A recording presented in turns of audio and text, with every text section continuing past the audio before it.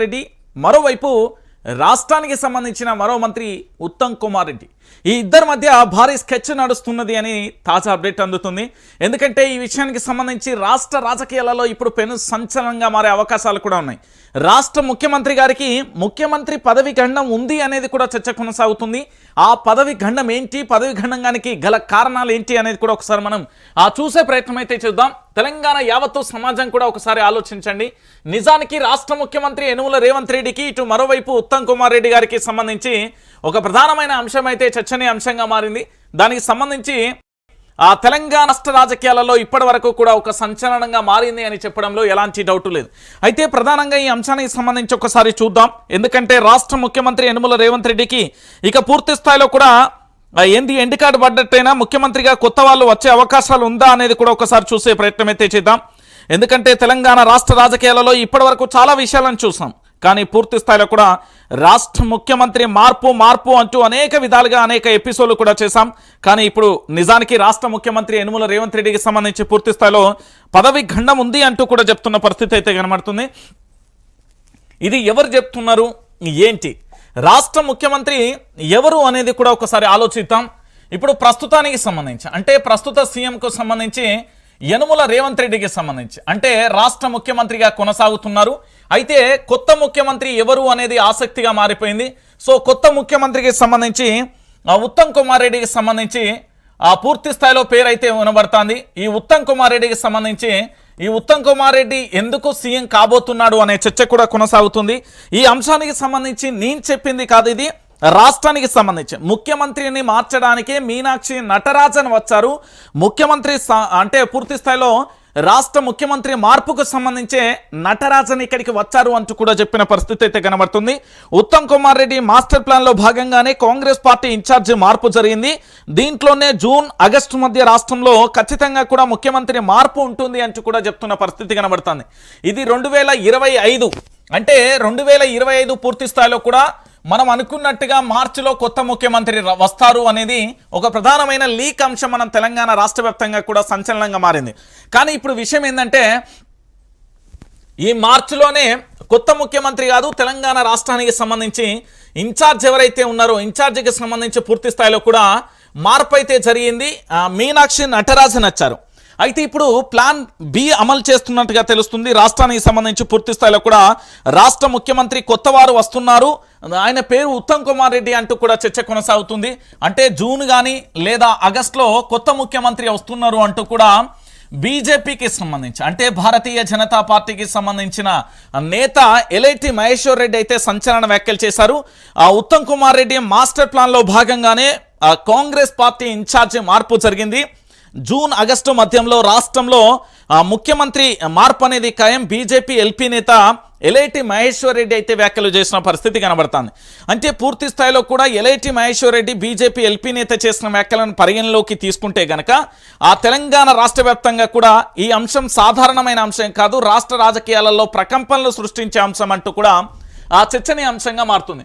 So మొత్తానికి ఇక్కడ విషయం ఏంటంటే 2025 మార్చిలో పూర్తి స్థాయిలో రాష్ట్ర ముఖ్యమంత్రి యనుమల రేవంత్ రెడ్డి గారికి సంబంధించి పదవి ఖండం ఉంది అంటూ కూడా చాలా రకాలుగా చర్చలు కొనసాగాయి.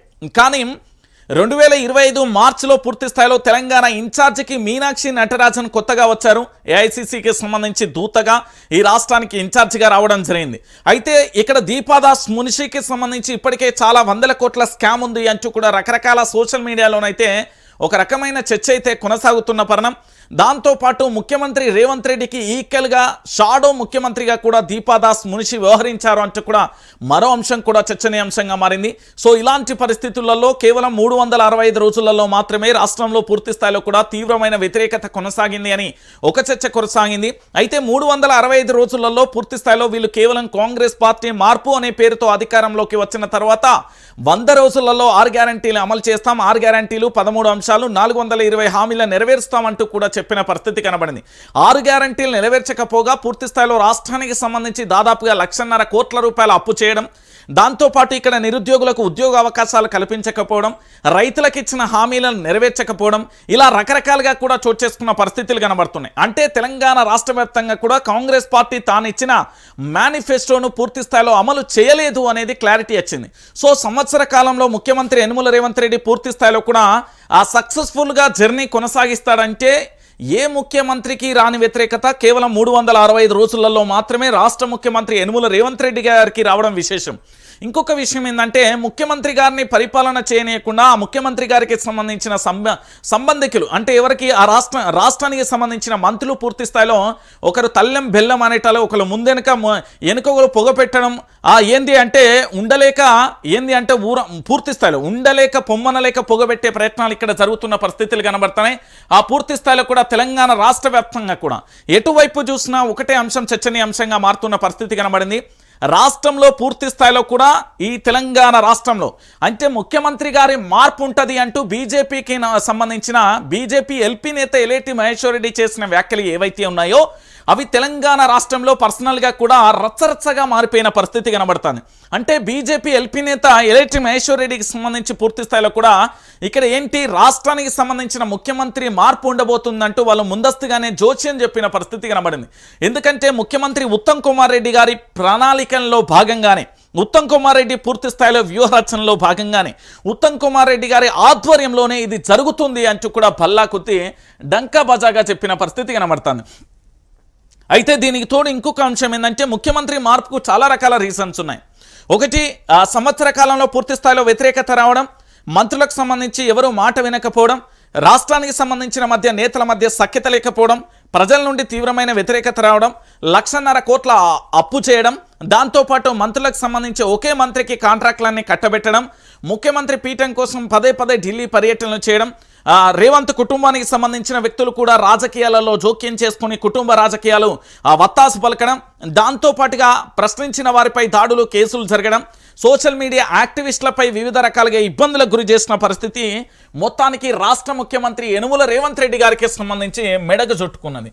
అయితే దీన్ని ఎలాగైనా చిక్కుముళ్ళుగా మార్చిన ఉత్తమ్ కుమార్ రెడ్డి పూర్తి స్థాయిలో కూడా మీనాక్షి నటరాజన్ ఇక్కడ పూర్తి స్థాయిలో ఇన్ఛార్జిగా తీసుకొచ్చిండు అనేది ఎలేటి మహేశ్వర్ రెడ్డి వాదన.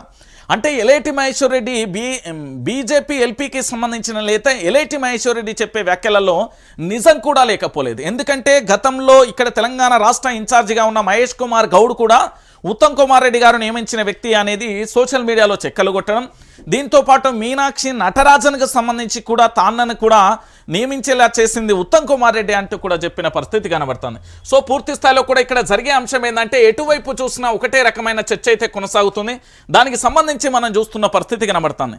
అంటే తెలంగాణ రాష్ట్ర వ్యాప్తంగా ఈ చర్చ తారాస్థాయికి చేరింది. అంటే ముఖ్యమంత్రి గారి ఏదైతే ముఖ్యమంత్రి గారి పీఠం ముఖ్యమంత్రి గారికి సంబంధించి పూర్తి స్థాయిలో చర్చ ఏ స్థాయిలో మారిపోయిందంటే ఎప్పుడు ముఖ్యమంత్రి పదవికి యనుమల రేవంత్ రెడ్డి రాజీనామా చేస్తాడనే ఉత్కంఠకు తెలంగాణ ప్రాంత ప్రజలు ఎదురు చూసే పరిస్థితి ఏర్పడింది అనేది బీజేపీ నేతల వాదన.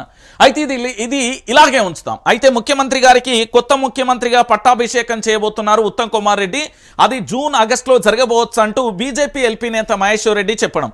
అయితే బీజేపీ ఎల్పీ నేత మహేశ్వర్ రెడ్డి ఎలేటి మహేశ్వర్ రెడ్డి చెప్పిన వ్యాఖ్యలను కనుక మనం పరిగణలోకి తీసుకుంటే ఇదంతా భారతీయ జనతా పార్టీ ఆధ్వర్యంలో ఏదైతే రేవంత్ రెడ్డి పూర్తి స్థాయిలో చాలా రాష్ట్రాలకు సంబంధించిన ముఖ్యమంత్రులకు దొరకని అపాయింట్మెంట్ కేవలం రేవంత్ రెడ్డికి ఏ విధంగా దొరుకుతుంది, దాంతోపాటు ఇటు పొంగులేటి శ్రీనివాసరెడ్డి విసిరిన సవాల్ ఏదైతే ఉందో అంటే పూర్తి స్థాయిలో తాను భారతీయ జనతా పార్టీలోకి వెళ్తాడు, ఏక్నాథ్ షిండేలా మారతాడు అంటూ కూడా ఒక రకమైన చర్చ జరిగింది. ఆ చర్చకు సంబంధించి పూర్తి స్థాయిలో కూడా ఇప్పుడు ఎలేటి మహేశ్వర్ రెడ్డి చేసింది కూడా నిజం కాబోతుందా అనేది కూడా ఒక అంశంగా మనం పరిగణించవచ్చు.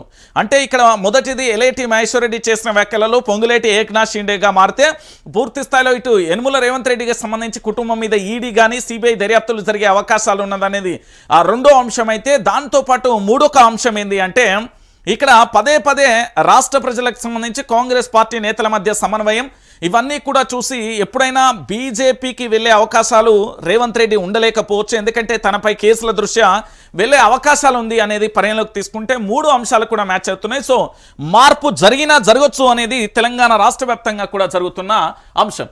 రైట్, ఇక ఒక ప్రధానమైన అంశాన్ని మేము ముందుకు తీసుకొచ్చిన ఈరోజు, ఎందుకంటే ఇది మీరు చాలా వరకు కూడా బహుశా 2001 సంవత్సరం నాకు బాగా గుర్తు. 2001 సంవత్సరంలో మీరు చాలా క్లారిటీగా కూడా చూడొచ్చు. 2001 నేను కొన్ని ఘట్టాలు చెప్తున్న ఇయర్స్, 2005, 2009, 2014. దానితో పాటుగా ఆ తర్వాత ఇలాంటి పరిణామాలు ఇక్కడ చేసుకోలే. అమ్మ నేను పోతున్న పట్నానికి ఎందుకు బిడ్డ ఏడికి పోతున్నావు, అమ్మ బతకనీకి పోతున్నా అనే ఒక పాట ఉంటుంది, అమ్మ నేను పోతున్న పట్నానికి అంటూ. ఆ పాట మీరు అందరూ వినే ఉంటారు. అయితే ఈరోజు కరువు కాటకాలు లేని తెలంగాణగా రాష్ట్ర ముఖ్యమంత్రిగా పనిచేసిన కేసీఆర్ గారు, కల్వకుంట్ల చంద్రశేఖరరావు గారు, ఈ తెలంగాణలో వలసలు ఎక్కువగా ఉన్నాయి. పాలమూరు పూర్తి స్థాయిలో వలసలు ఉన్నది, ఇటు సిరిసిల్ల కూడా వలసలకు పోతున్నది, కరీంనగర్లో కూడా వలసలకు పోతున్నారు, ఈ నల్గొండకు సంబంధించి కూడా వలసలు వెళ్తున్న పరిస్థితి కనబడుతుంది. ఈ తెలంగాణలో ఎక్కువగా పాలమూరు రంగారెడ్డికి సంబంధించి దానితో పాటుగా కరీంనగర్, ఉమ్మడి కరీంనగర్ జిల్లాకు సంబంధించి వలసలు ఎక్కువగా పోతారనే పేరు రాష్ట్ర ముఖ్యమంత్రి యనుమల రేవంత్ రెడ్డి గారి కంటే ముందు కల్వకుంట్ల చంద్రశేఖరరావు గారు పూర్తి స్థాయిలో ఉద్యమ సమయంలో చెప్పారు. ఆ ఉద్యమ సమయంలో చెప్పిన తర్వాత మన తెలంగాణ మనకు వచ్చిన తర్వాత వలసలను ఆపాలి, ఇతర దేశాలలో జీవిస్తూ పనుల కోసం వెళ్ళిన కార్మికులను మన బిడ్డలను మళ్ళీ తిరిగి తీసుకొచ్చుకోవాలి అంటూ కూడా చాలా క్లారిటీగా చెప్పిండు. అయితే ముఖ్యమంత్రి కల్వకుంట్ల చంద్రశేఖరరావు ఉన్నంత కాలం తెలంగాణ రాష్ట్రంలో ఉన్న వ్యక్తులు ఎవరూ కూడా వలస వెళ్ళలేదు. ఇది చాలా క్లియర్. ఇంకొక దీనికి బలమైన కారణం ఏంటి అంటే తెలంగాణ రాష్ట్ర ప్రజలందరికీ కూడా తెలియాల్సిన విషయం, ఇక్కడ ఇంకొక బలమైన కారణం కూడా ఉంటుంది. ఏంటి అంటే తెలంగాణ రాష్ట్ర వ్యాప్తంగా కూడా పూర్తి స్థాయిలో ఈ తెలంగాణలో 2014 ముందు వలసలు భారీగా ఉండేది.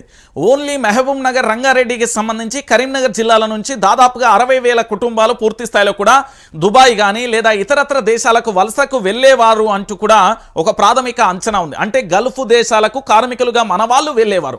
2014 నుంచి 2023 వరకు కూడా ఇతర దేశాలలో మన గల్ఫ్ కార్మికులుగా బాధితులుగా చిక్కబడిన మన వాళ్ళందరూ కూడా తిరిగి మన రాష్ట్రానికి వచ్చి వ్యవసాయాన్ని చేసుకుంటూ పండగలా మారిపోయి వాళ్ళ జీవితాలు అనేది మరో అంశం.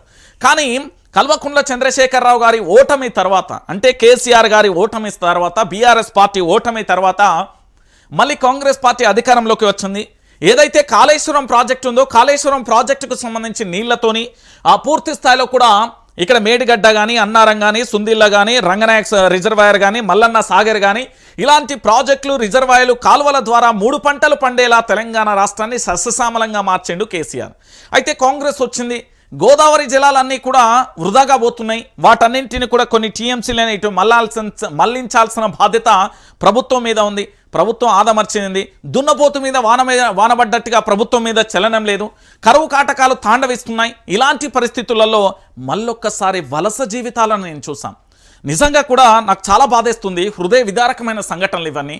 ఎందుకు నేను మాట మాట్లాడుతున్నానంటే, ఒక కుటుంబాన్ని వదిలి తన జీవితం వెళ్తున్న తరుణంలో ఏదైనా ప్రమాదం జరగవచ్చు, లేదా ఏదైనా జరగవచ్చు, బ్రతికి ఉంటానో లేనో పోయేది కుటుంబం కోసం అంటూ మళ్ళొక్కసారి నా తెలంగాణ గడ్డను వదిలి, నా తెలంగాణ రాష్ట్రాన్ని వదిలి మళ్ళొక్కసారి ఇతర దేశాలకు వలస వెళ్తున్నారు మన బిడ్డ. ఒకసారి చూడండి, తెలంగాణ మళ్ళీ దుబాయ్ బాట. ఇది నేను చెప్పిన మాట కాదండి. ఒకసారి ఇక్కడ ఫోటో చూడండి.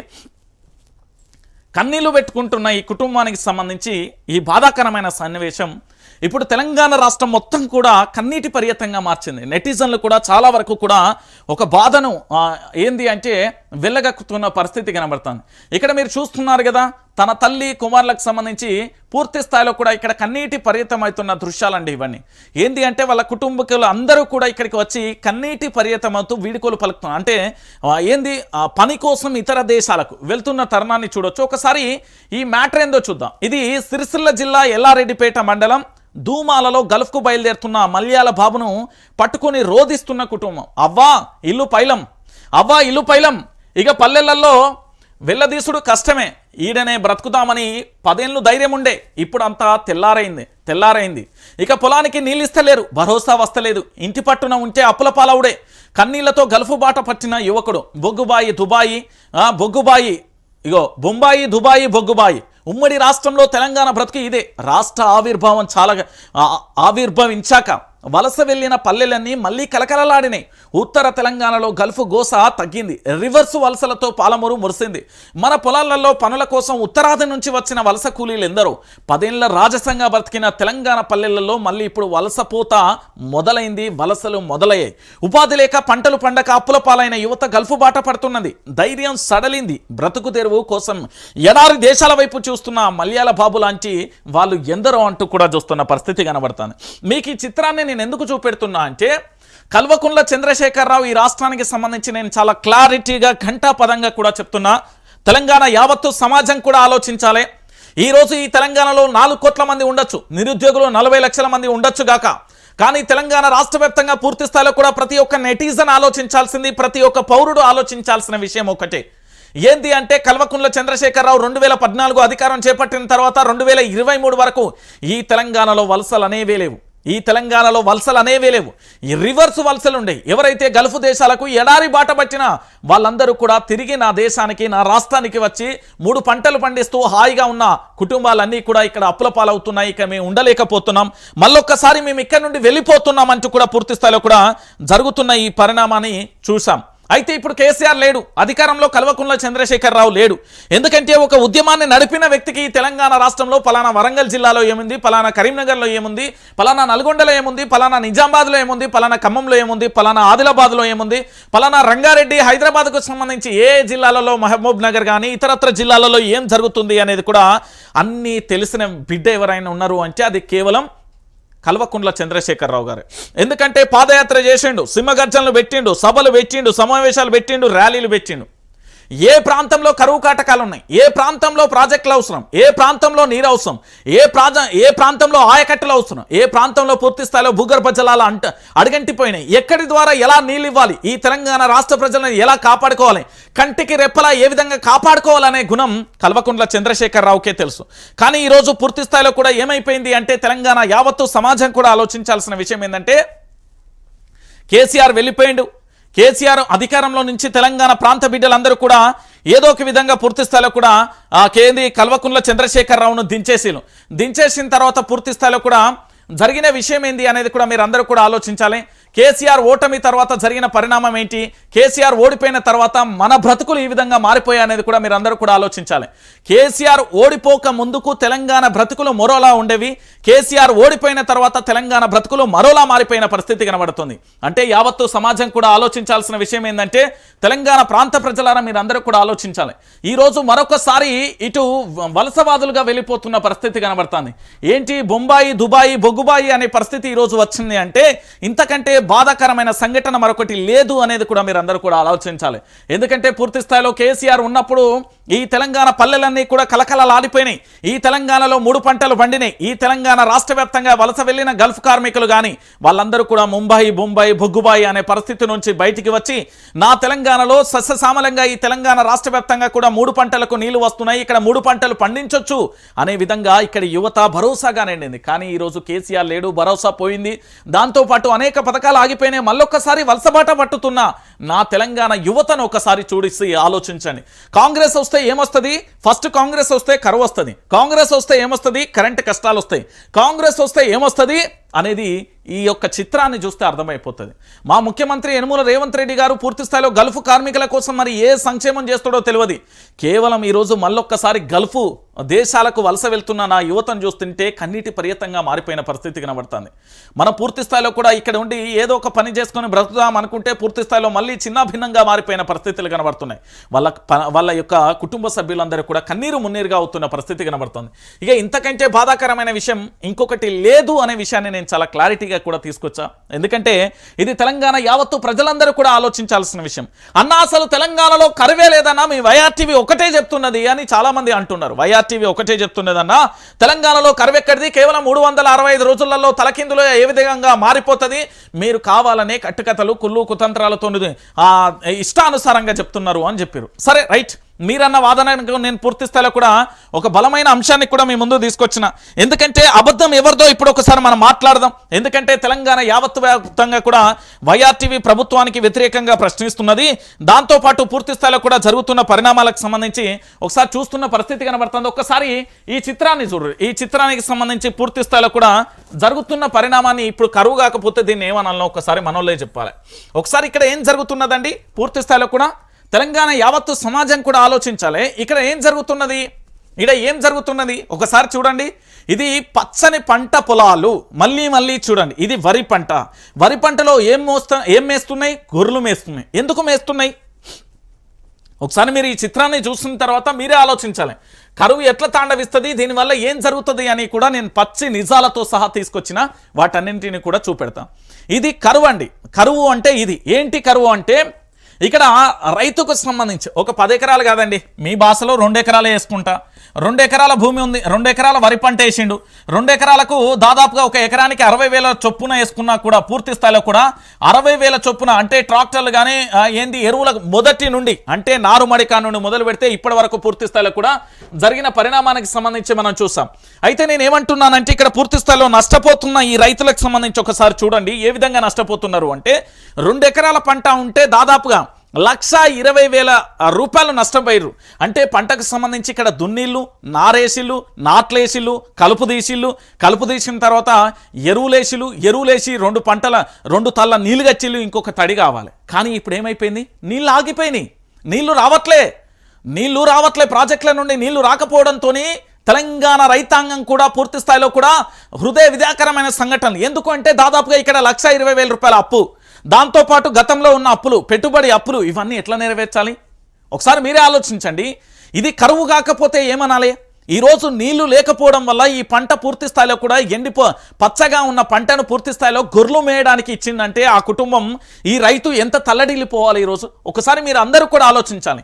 ఈ కరువు ఆ కుటుంబం మీద పడితే ఆ కుటుంబానికి సంబంధించి గతంలో అప్పులు ఉంటే ఇప్పుడు పెట్టుబడి అప్పులుగా మారిపోయి 2 కూడా పూర్తి స్థాయిలో గుదిబండలా మారిపోయి పురుగుల మందే దిక్కైపోతున్నది కదా నా రైతులకు. ఆఖరికి నా పల్లెలలో ఎటువైపు చూసినా కూడా కన్నీళ్ళే దిక్కైపోతున్నాయి కదా. ఇంతకంటే బాధాకరమైన విషయం, ఇంతకంటే హృదయ విదారకమైన సంఘటన ఇంకేం చూడగలుగుతాం? తెలంగాణ రాష్ట్ర రాజకీయాలలో ఇప్పటి వరకు కూడా మీరు అందరూ కూడా ఆలోచించాలి. దయచేసి యావత్తు తెలంగాణ ప్రాంత ప్రజలందరూ కూడా మీరు ఆలోచించాల్సిన విషయం ఏంటి అంటే కరువు కాటకాలు ఇంతగా ఉన్నా కూడా మన రాష్ట్ర ముఖ్యమంత్రి గారికి కానీ లేదా రాష్ట్రానికి సంబంధించిన భారీ నీటిపారుదల శాఖ మంత్రికి కానీ లేదా రాష్ట్రానికి సంబంధించిన వ్యవసాయ శాఖ మంత్రి గారికి కానీ పూర్తి స్థాయిలో కనీసం ఎక్కడా కూడా కనిపించదండి. ఈ కరువు కనబడని. ఒకసారి సర్కారు వారి మాట ఏంటి? సాగుకు సరిపడా నీళ్లున్నాయి, యాసంగి పంటలకు వచ్చిన ఇబ్బంది ఏమీ లేదు. కలెక్టర్లతో చీఫ్ సెక్రటరీ శాంతికుమారి గారు ఏంది అంటే పూర్తి స్థాయిలో కూడా వీళ్ళు ఏం చేస్తున్నారు అనేది కూడా నేను చూపెడతా. రిజర్వాయర్లలో నీళ్లు నింపాలి సార్. రైట్, మధ్యాహ్నం సాయంత్రం ఒక లైవ్ ఉంటుంది, తప్పకుండా చూడండి. అది ఎగ్జాంపుల్తో సహా ఉంటుంది. సర్కారు వారి మాట ఏమని చెప్తున్నారు? సరిపడా నీళ్లు ఉన్నాయని చెప్తున్నారు. ఎవరు చెప్తున్నారు? రాష్ట్రానికి సంబంధించిన సిఎస్ శాంతికుమారి గారు చెప్తున్నారు. మరి ఈ పంటలన్నీ ఎట్లా ఎండుతున్నాయి మేడం? మీరు సెక్రటరియట్లలో ఏసీ బంగ్లాలలో ఏసీ కార్లలో కూర్చుంటే మీకేం తెలుస్తుంది? 4 గన్మెన్లు ఉండి ఒకరు వాటర్ కావాలంటే వాటర్ ఇస్తా అంటారు, ఇంకొకరు ఇంటికాడేమో మొత్తం పూర్తి స్థాయిలో కూడా మీకు సిబ్బంది ఉంటారు. అధికారికంగా పూర్తి స్థాయిలో అన్ని రకాల పనులకు కానీ అన్ని రకాలుగా పూర్తి స్థాయిలో మీకు సపోర్ట్ ఉంటుంది. కానీ ఒకసారి మీరు గ్రౌండ్ రియాలిటీలోకి రావాలి. సిఎస్ శాంతికుమారి గారిని నేను ఏమంటున్నానంటే, అమ్మ తల్లి ఒకసారి మీరు నాతోని సూర్యాపేట తండాలకు వెళ్దాం, లేదా సిరిసిల్లకు సంబంధించిన ఎల్లారెడ్డి గూడెం వెళ్దాం, లేకపోతే పూర్తి స్థాయిలో ఇంకో గ్రామానికైనా వెళ్దాం, ఉమ్మడి కరీంనగర్ జిల్లాకైనా వెళ్దాం. పరిస్థితులు ఎంతలా మారిపోయినాయి, పరిస్థితులు ఎంత తారాస్థాయికి మారిపోయాయో పూర్తి స్థాయిలో మనం మాట్లాడదాం తల్లి. కేవలం సెక్రటరియట్లలో కూర్చొని కలెక్టర్లందరూ కూడా ఏసీ బంగ్లాలలో కూర్చొని ఇక సమీక్షా సమావేశం స్టార్ట్. ఇప్పుడు కాళేశ్వరం ప్రాజెక్టులో అద్భుతంగా నీళ్లు ఉన్నాయి, మల్లన్న సాగర్లో ఉన్నాయి, అన్నిట్ల స్టోరేజ్ ఉన్నాయి. మరి ఇదేంది? ఈ కరవంత ఏంది అంటున్నా. కలెక్టర్లు రాష్ట్ర ముఖ్యమంత్రి యనమల రేవంత్ రెడ్డి ఏం అబద్ధం చెప్పలే పాపం. ఆయన కలెక్టర్ ఏసీ గదులలోకి వెళ్ళి బయటకు వస్తేనే వాస్తవాలు తెలుస్తాయి. నిజంగా వాళ్ళు బయటికి రావాలి. ఈరోజు సిఎస్ కూడా బయటికి రావాలి. సరిపడా నీళ్లు ఉన్నాయని సర్కారు వాడి మాట చెప్తున్నారు, కానీ రియాలిటీ ఇది. మరి పంట పొలాలు ఏ విధంగా ఎండుతున్నాయి ఒకసారి చెప్తారా సిఎస్ గారు? పంట పొలాలు ఏ విధంగా ఎండుతున్నాయి అంటున్నా నేను. సూర్యాపేట జిల్లాలో సాగునీరు అందక పంట పొలాలు ఎండుతున్నాయి. చివ్వంల మండలం బండమీది చందుపట్ల గ్రామంలో ఎండిన వరి పంటను మేతగా మోస్తున్న గొర్రెలు. మరి దీని సంగతి ఏంది? మేడమేమో సరిపడా నీళ్లు ఉన్నాయని చెప్తున్నారు. ఇక్కడ పంట పొలాలేమో నీళ్ళన్నీ ఎండిపోతున్న పరిస్థితి కనబడుతుంది. ఇవన్నీ మేతమేస్తున్న పరిస్థితి కనబడుతుంది. ఏది నిజం అంటే అబద్ధం ఇంత పచ్చిగా అధికారులు కూడా ఆడతారా? తెలంగాణ ప్రాంత బిడ్డలారా ఒకసారి ఆలోచించండి. ఒక రాష్ట్ర ముఖ్యమంత్రి అబద్ధం ఆడిందంటే నిన్న అడ్డంగా దొరికిపోయిండు. ఈరోజు సిఎస్ గారు కూడా అబద్ధం ఆడితే ఎట్లా అండి? అది కలెక్టర్ల మీటింగ్లో సిఎస్ గారు అబద్ధాలు ఆడితే ఎట్లా అంటున్నా. మరి సరిపడా ఇక్కడ నీళ్లు ఉంటాయి, ఈ పంటలు ఎందుకు ఎండుతున్నాయి? మరి అబద్ధం కదా. సరిపడా నీళ్లు ఉంటాయి, నీళ్ళు ఇస్తే పూర్తి స్థాయిలో కూడా పంటలన్నీ ఎండాయి కదా, అంతే కదండి. ఇక్కడ విషయం ఇంత క్లారిటీగా కనబడతా ఉంటే ఇప్పటి వరకు కూడా ఏది లేకపోయా. కోతకు ముందుగా ఇగో చూడు, కోతకు ముందే మేతకు మునుపెన్నడూ లేని వానలు వరదలతో పొంగిపొర్లైన అన్ని ప్రాజెక్టులు, అయినా అడుగంటిన జలాశయాలు, నీరందక ఎండుతున్న పొలాలు. రాష్ట్ర వ్యాప్తంగా నేడు సాధారణం కన్నా అధిక వర్షపాతం నమోదైంది. అక్టోబర్ చివరి వరకు కూడా నదులలో కొనసాగిన వరద ప్రవాహాలు. 110 రోజులు గోదావరికి వరద, 4200 టీఎంసీల రాక, ఏకంగా 850 టీఎంసీలు కృష్ణానది జలాలు సముద్ర పాలైపోయినాయి. అయినా వేసవికి ముందే అడుగంటిన అన్ని జలాశయాలు, కాళేశ్వరం నీటి వ్యవస్థను వాడుకోలేనందుకే ఈ దుస్థితి. నీటి నిర్వహణలో దారుణంగా విఫలమైన కాంగ్రెస్ ప్రభుత్వం ప్రణాళికలకే పరిమితం, బోర్డులను ఏపీని అడ్డుకోలేని అశక్తత. సాగునీరు అందక రాష్ట్ర వ్యాప్తంగా కూడా ఎండుతున్న పొలాలు, రోడ్డెక్కిన రైతులు నీళ్ళిచ్చి ఆదుకోవాలని ఆర్తనాదాలు అంటూ కూడా చెప్తున్న పరిస్థితి కనబడుతుంది. రాష్ట్రమంతా విస్తారంగా వానలు, పలు జిల్లాలలో వరదలు. అటు కృష్ణా ఇటు గోదావరి బేసిన్లతో ఎగువ నుంచి ముంచెత్తిన వరద, ప్రాజెక్టులలో గరిష్టంగా ఇన్ఫ్లో. ఇంత జల సమృద్ధితో కనీసం 2 పంటల సీజన్లకైనా సునాయాసంగా నీళ్లు అందించవచ్చు. కానీ అధికారంలో ఉన్నది కాంగ్రెస్. ఉన్న నీటిని ఒడిసి పట్టుకోలేని దైన్యం దానిది. పక్క రాష్ట్రం పట్టుకుపోతుంటే అడ్డుకోలేని అశక్తత దానిది. ఫలితంగా చెరువులలో, చేన్లలో నీళ్లు లేవు. కండ్ల ముందే పంటలు ఎండుతున్నాయి. కోతకు ముందే పశువులకు మేతగా వదిలేస్తున్న దౌర్భాగ్యం ఇది. ఎవరి పాపం ఇది? ఎక్కడి శాపం ఇది? ఒకసారి ఆలోచించండి. దీన్ని ఎవరి ఖాతాలో వేద్దాం? ఎవరిని నిందిద్దామంటున్నా? ఎవరిని పూర్తి స్థాయిలో దీనికి సంబంధించి మాట్లాడదాం? ఒకసారి యావత్తు తెలంగాణ సమాజం కూడా ఆలోచించాలి. ఇప్పటి వరకు 440 మంది రైతులు నేలరాలిపోయాలండి. ఈరోజు తెలంగాణ రాష్ట్ర వ్యాప్తంగా పూర్తి స్థాయిలో కూడా లక్షల ఎకరాలు కూడా, నేను ఒక్క ఎకరం గురించి చెప్తలేను, లక్షల ఎకరాలు పూర్తి స్థాయిలో కూడా యావత్తు తెలంగాణ రాష్ట్ర వ్యాప్తంగా కూడా లక్షల ఎకరాలు కూడా ఏం జరుగుతున్నది అనేది తెలంగాణ ప్రాంత ప్రజలందరూ కూడా ఆలోచిస్తున్నారు. లక్షల ఎకరాలు కూడా పూర్తి స్థాయిలో కూడా పంటలను పశువుల మేతగా వేస్తున్న పరిస్థితి కనబడుతుంది. ఎందుకంటే నీరు అందక పంటలు ఎండిపోతుంటే ఏమీ చేయలేని పరిస్థితులలో, బావులలో నీళ్లు లేక, బోర్లు పడక, పూర్తి స్థాయిలో ప్రాజెక్టుల నుంచి నీళ్లు రాక ఇగో ఈ విధంగా మారిపోయిన పరిస్థితి కనబడుతుంది. ఇక ఇంతకంటే దారుణమైన పరిస్థితి, ఇంతకంటే ఘోరమైన పరిస్థితి తెలంగాణలో మునుపెన్నడూ చూడలేదు అనే విధంగా ఉన్న పరిస్థితి కనబడుతుంది. ఇక దాంతోపాటుగా ఇంకొక అంశాన్ని కూడా మనం చూసే ప్రయత్నం అయితే చూద్దాం. అసలు ఏం జరిగింది ఇక్కడ పూర్తి స్థాయిలో కూడా జరిగిన అంశం ఏంది ఒకసారి చూద్దాం. కాంగ్రెస్లో కథ అడ్డం తిరిగింది ఏ విధంగా అనేది ఒకసారి మనం చూద్దాం. డామిట్ కథ అడ్డం తిరిగింది. బెడిసి కొట్టిన రాష్ట్ర కాంగ్రెస్ ముఖ్య నేతల ప్లాన్. పాత దూతను తప్పిద్దామని ఇరుక్కున్న వైనం. ఆధారాలతో సహా అధిష్టానానికి ఫిర్యాదు. ఉత్తరాది నుంచి వేరే ఇన్ఛార్జి కోసం ఎత్తుగడ. మధ్యలో దూరి చక్రం తిప్పిన మరో కీలక నేత. ఎత్తుల్ని పసిగట్టి ఆశల్ని తుంచేసిన అధిష్టానం. కొత్త దూతను పంపి షాక్ ఇచ్చిన నాయకత్వం. డిసెంబర్ నాటికి సీఎం మార్పు. మీనాక్షికి రాహుల్ ఇచ్చిన టాస్క్ ఇదే. క్యాబినెట్ నుంచే కొత్త సీఎం ఎంపిక. అధిష్టానం సంకేతాలతోనే తన కుర్చీపై మంత్రులు కన్నేశారని రేవంత్ వ్యాఖ్యలు. 4 మంత్రుల వసూళ్ల దందా, సీఎం మంత్రులపై ఎలైటి వ్యాఖ్యలు అంటూ కూడా చూస్తున్న పరిస్థితి కనబడుతుంది. ఇక్కడ నేను పూర్తి స్థాయిలో కూడా మీ అందరికీ కూడా చెప్పాను కదా, రియాలిటీ ఏంటి, వాస్తవం ఏంటి అని కూడా నేను చెప్పే ప్రయత్నం అయితే చెప్పిన కదా. ఏంటి అంటే పూర్తి స్థాయిలో కూడా రాహుల్ గాంధీకి సంబంధించి ఒక ప్రధానమైన అంశం చర్చనీయాంశంగా మారింది. ఏంది పూర్తి స్థాయిలో కూడా ఇక్కడ రేవంత్ రెడ్డి ఏమనుకున్నాడంటే తనకు అనుకూలంగా ఉండే వ్యక్తులను పూర్తి స్థాయిలో తెలంగాణ రాష్ట్రానికి ఇన్ఛార్జిగా తీసుకొద్దామని అనుకున్నాడు. కానీ ఇక్కడ జరిగిన అంశం ఏంటంటే కథ అడ్డం తిరిగింది. పూర్తి స్థాయిలో కథ అడ్డం తిరగడంతో జరిగిన పరిణామం ఏంటి అంటే ఇక్కడ కథ అడ్డం తిరగడంతో పూర్తి స్థాయిలో వీళ్ళు అనుకున్న ఇన్ఛార్జి రాలే, కొత్త ఇన్ఛార్జి వచ్చారు. ఇక కొత్త ఇన్ఛార్జి రాకతోనే ఏం చేయాలో తటస్థంగా మారిపోయిన పరిస్థితి కనబడింది. ఇక్కడ విషయం ఏంటి అంటే తెలంగాణ రాష్ట్రానికి సంబంధించి ఎవరైతే రాష్ట్ర ముఖ్యమంత్రి యనుమల రేవంత్ రెడ్డి ఉన్నాడో ఆయన పదే ఢిల్లీకి వెళ్తున్న పరిణామాన్ని చూసాం. ఢిల్లీకి వెళ్తున్న పరిణామాలలో భాగంగా పూర్తి స్థాయిలో కొత్త ముఖ్యమంత్రి వస్తున్నారు అనేది ప్రధానంగా చర్చ జరిగింది. ఎందుకంటే కేంద్రంలో పూర్తి స్థాయిలో రాజ్యాంగాన్ని చేతబట్టుకొని పార్లమెంట్లో రచ్చరచ్చ కొనసాగుతున్న పరిస్థితి చూసాం. అయితే రచ్చరచ్చ కొనసాగుతున్న తరుణంలో ఇక్కడ జరిగిన పరిణామం ఏంటి అంటే పూర్తిగా కూడా సెంట్రల్లో జరుగుతున్న పరిణామాలలో ఒక విచిత్రమైన అంశం ఏంటి అంటే రేవంత్ రెడ్డిని పూర్తి స్థాయిలో అధికారంలో నుంచి దించేయడానికి కుట్ర జరుగుతుంది. సో రేవంత్ రెడ్డిని పూర్తి స్థాయిలో జనతా పార్టీతోని చేతులు కలిపిండు. పూర్తి స్థాయిలో భారతీయ జనతా పార్టీతోని చేతులు కలపడం ద్వారా ఎప్పుడైనా ఆయన భారతీయ జనతా పార్టీలోకి వెళ్ళొచ్చు, ఇక్కడ కాంగ్రెస్ ప్రభుత్వం ఉండదు అని పూర్తి స్థాయిలో ఒక అంచనాకు వచ్చిన తర్వాత జరిగిన పరిణామం ఏంటి అంటే ఎలాగైనా పూర్తి స్థాయిలో కూడా రేవంత్ రెడ్డినే బయటికి పంపించి కొత్త వ్యక్తిని మన ముఖ్యమంత్రి చేయాలనేది ఇక్కడ టాస్క్ కొనసాగుతుంది. సో ఇలాంటి పరిణామాలలో పూర్తి స్థాయిలో కథ మొత్తం సీన్ రివర్స్ అయిపోయింది. అయితే దీపాదాస్ మున్షిని పక్కన పెట్టి వేరే వాళ్ళకి అనుకూలమైన వ్యక్తిని తీసుకొద్దాం అనుకున్నారు.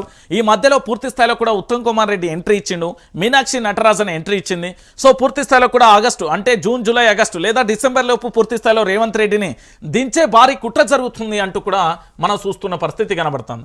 సో ఫైనల్ గా ఏంది అంటే కాంగ్రెస్ పార్టీలో కుర్చీల కొట్లాట జరిగింది అనేది వాస్తవం. కుర్చీల కొట్లాట మళ్ళీ జరుగుతున్నది అనే అంశం కూడా ఇక్కడ కనబడుతున్న పరిస్థితి చూస్తున్నాం. సో మొత్తానికి ఇక్కడ జరిగిన ఎపిసోడ్ ఏంటి అంటే కాంగ్రెస్లో మరొకసారి కుర్చీల కొట్లాట అనేది తారాస్థాయికి చేరిన పరిస్థితి కూడా కనబడుతుంది. సో ఇక దీనితో పాటుగా ఇంకొక అంశం ఏంటంటే మీరు అందరూ కూడా చూడొచ్చు, ఏంది తెలంగాణ రాష్ట్ర వ్యాప్తంగా కాంగ్రెస్ పార్టీ ఫ్రీ బస్ ఇచ్చింది, కళ్యాణ లక్ష్మి కానీ తులం బంగారం కానీ ఇతరత్ర కానీ రకరకాలుగా కూడా చర్చలు పెట్టుకున్నారు.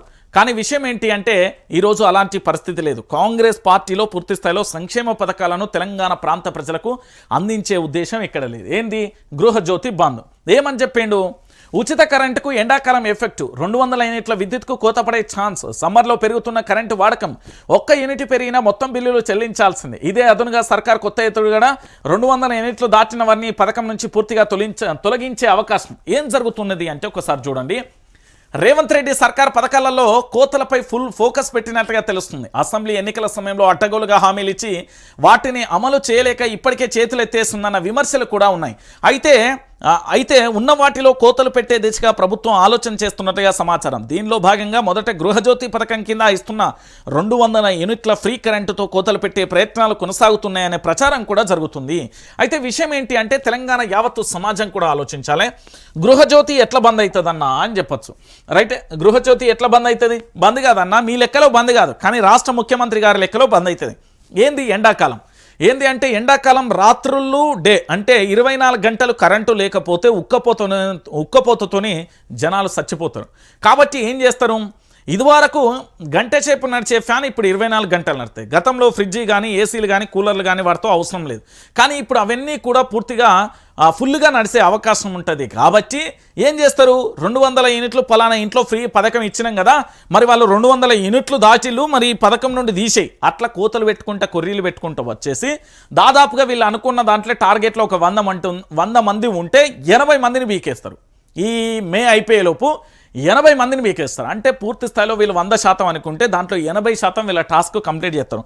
ఎందుకంటే భారం తగ్గించుకునే ఆలోచనలో ప్రభుత్వం ఉంటుంది తప్ప ఈ ఫ్రీ కరెంటు అనేది ఇప్పటి వరకు అచ్చుడే లేదురా నాయన అంటే ఫ్రీ కరెంటుకు సంబంధించి రకరకాలుగా చర్చ జరుగుతుంది.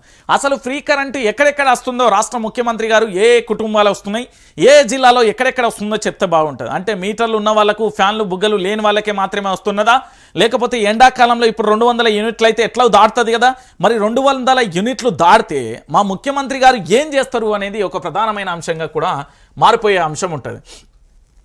ఇక దాంతోపాటుగా ఇంకొక అంశాన్ని కూడా మనం చూడొచ్చు. ఏంది అంటే ప్రధానంగా కూడా నిన్న ఎవరు ఎమ్మెల్సీ కవితకు సంబంధించి ప్రెస్ మీట్ పెట్టిన ముఖ్యమంత్రివి ఉత్తమాటలే, మహిళలను కోటీశ్వర్లను చేయడం కాదు, ముందు ఇచ్చిన హామీలను అమలు చేయండి, ప్రతి మహిళకు 2500 ఇవ్వండి, విద్యార్థులకు స్కూటీలు ప్రకటించండి, ఎన్నికల హామీల అమలు చేయాలని కోరుతున్నాం, సీఎంకు 10,000 ఉత్తరాలు రాస్తున్నాం, స్పందించకపోతే సోనియాకు 1,00,000 ఉత్తరాలు రాస్తాం, మీడియా సమావేశంలో ఎమ్మెల్సీ కవిత అంటూ కూడా చెప్పిన పరిస్థితి కనబడుతుంది. జిల్లాలోని మహిళందరి పేరు మీద ఒక పెట్రోల్ బంక్ ఓపెన్ చేస్తే ఎలా కోటీశ్వర్లు అవుతారని ప్రశ్నించారు.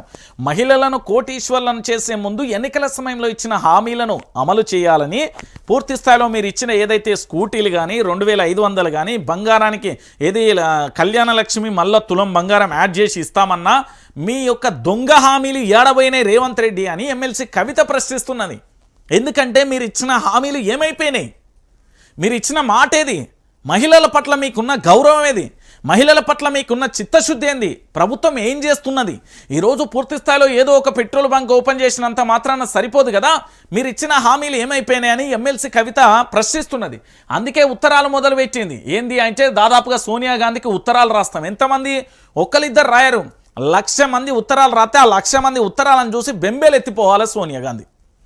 ఎందుకంటే ఇటు కామారెడ్డి వచ్చి కామారెడ్డి డిక్లరేషన్ అన్నారు, అటు సరూనగర్ స్టేడియంలో విద్యార్థులకు సంబంధించి యూత్ డిక్లరేషన్, వరంగల్ పోతే రైతుల డిక్లరేషన్ అన్నారు. ఇన్ని డిక్లరేషన్లు చెప్పిలు కదా, వాటన్నింటినీ అమలు తీరు ఎక్కడ బిడ్డా రేవంత్ రెడ్డి అని అడుగుతున్నారు. తెలంగాణ ఆడబిడ్డలు అడుగుతున్నారు. తెలంగాణ ఆడబిడ్డగా ఎమ్మెల్సీ కవిత అడుగుతున్నది, మీరు ఏదైతే మీ ప్రభుత్వం ఇచ్చిన 6 గ్యారంటీలకు సంబంధించి అందులో మహిళలకు ప్రధానంగా కూడా 1,00,000 రూపాయలతో పాటు తులం బంగారం అన్నారు కదా, వాటి సంగతి ఏమైంది అని అడిగింది. 2,500 ఎవ్వి అని అడిగింది. దాంతోపాటు స్కూటీలు ఏమైనాయి అని అడుగుతుంది. దీనికి సమాధానం చెప్తాడమ్మా ముఖ్యమంత్రి? పోనీ మంత్రులు ఏమైనా సమాధానం చెప్తారా? చెప్పరు కదా. మనోళ్ళు ఎందుకు చెప్తారు? ఇవన్నీ చెప్పరు. మనోళ్ళకి ఏం తెలుసు? పరిపాలనే శాత కాదు, ఇంకేం చేస్తారండి? ఇంతకంటే ఇంకేం అంశం ఉంటుంది? తెలంగాణ రాష్ట్ర వ్యాప్తంగా ఇదే చూస్తున్నారు కదా, అంతకంటే ఇంకేముంటుంది చెప్పు. తెలంగాణ రాష్ట్ర వ్యాప్తంగా కూడా జరిగే అంశం ఇదే కదా. తెలంగాణ రాష్ట్ర వ్యాప్తంగా కూడా ఎక్కడికి వెళ్ళినా కూడా జరిగే అంశం ఇదే కదా. ఇక దాంతోపాటుగా మరొక అంశాన్ని కూడా చూడాలి. వేస్ట్ ప్రభుత్వం, మాకు రైతు బంధు రాలే, మాకు రుణమాఫీ కాలే, బ్యాలెట్లపై గ్రాడ్యుయేట్ల రాతలు, రేవంత్ సర్కార్పై పట్టభద్రుల ఆగ్రహం, ఎమ్మెల్సీ ఎన్నికలలో చిత్ర విచిత్రాలు, 40,000కు పైగా చెల్లని ఓట్లు అంటూ కూడా చెప్పిన పరిస్థితి. రేవంత్ రెడ్డికి పూర్తి స్థాయిలో కర్రు గాల్చి వాత వెచ్చింది. రేవంత్ రెడ్డికి పూర్తి స్థాయిలో కూడా కర్రు గాల్చి వాత వేసిన పరిస్థితి కనబడుతుంది. ఎందుకంటే పూర్తి స్థాయిలో తెలంగాణ రాష్ట్ర వ్యాప్తంగా కూడా ఈ జరుగుతున్న పరిణామాలలో ఏంటి అంటే ఎక్కడ చూసినా కూడా ఒకటే అంశం కొనసాగుతున్నది. రేవంత్ రెడ్డి ప్రభుత్వానికి సంబంధించి వేస్ట్ ప్రభుత్వం అని చెప్పడానికి ఒక ప్రధానమైన ఆధారాన్ని ఈరోజు ఎమ్మెల్సీ ఎన్నికలకు సంబంధించి పట్టభద్రులు చదువుకున్నారు. అండి వాళ్ళకు ఓటు ఎట్లేయాలనో తెలుసు, ఓట్ల తీరేందో కూడా తెలుసు.